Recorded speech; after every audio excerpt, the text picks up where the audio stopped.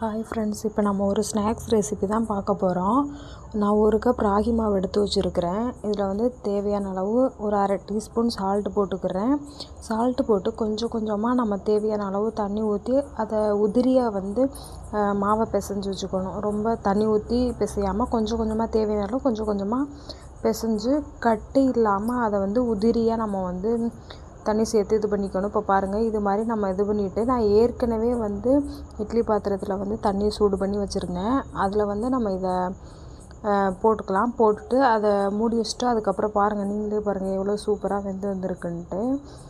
இது கூட இதை நான் வேறு பாத்திரத்தில் மாற்றிக்கிறேன். வேறு பாத்திரத்தில் மாற்றிட்டு இது கூட தேவையான சர்க்கரை நான் சேர்த்துக்கிறேன். சர்க்கரை நீங்கள் நாட்டு சர்க்கரை இல்லாட்டி வெல்லம் இருந்தாலும் கூட சேர்த்துக்கலாம். நான் சர்க்கரை அதுக்கப்புறம் தேங்காய் பூ இது ரெண்டும் தான் சேர்த்து மிக்ஸ் பண்ண போகிறேன். மிக்ஸ் பண்ணிவிட்டு காமிக்கிறேன், நீங்களே பாருங்கள். நீங்கள் கொஞ்சம் தேங்காய் பூ கொஞ்சம் அதிகமாகவே துருவி போட்டாலும் இன்னும் சூப்பராக இருக்கும். பாருங்கள் எப்படி இருக்குன்னு பாருங்கள் ஃப்ரெண்ட்ஸ். இதே மாதிரி நீங்களும் செஞ்சு பார்த்துட்டு எப்படி இருக்குன்னு கமெண்ட்டில் சொல்லுங்கள். டாடா, பாய் பாய்.